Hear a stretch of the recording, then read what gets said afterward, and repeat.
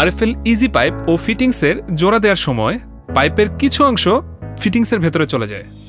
এই বাড়তি অংশটুকু হিসেব করেই কিন্তু সঠিক পরিমাপে পাইপ কেটে নিতে হবে। পাইপ কাটার সময় সাধারণত অনেকেই না জেনে করাত ও হ্যাকসো ব্লেড ব্যবহার করে থাকে, যার ফলে পাইপ এবড়ো থেবড়োভাবে কাটা পড়ে এবং পাইপটির মসৃণতা নষ্ট হয়।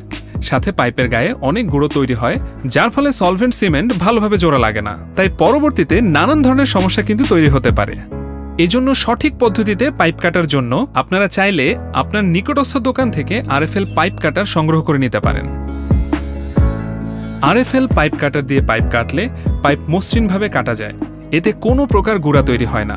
পাইপ মসৃণ হয়, সলভেন্ট সিমেন্টের সাথে ফিটিংস খুব সহজেই জোড়া লেগে যায়। আর মজার ব্যাপার হলো, আমরা একই আরএফএল পাইপ কাটার দিয়ে দুই ধরনের পাইপ অর্থাৎ সিপিভিসি এবং ইউপিভিসি দুটোই কিন্তু কাটতে পারি। সঠিকভাবে এবং সঠিক নিয়মে পাইপ কাটলে আপনার সময় এবং অর্থ দুটোই সেভ হবে। RFL easy pipe and fittings, পাইপের বস, না কিনলে লস। অর্ডার করতে ভিজিট করুন অথবা .com-এ।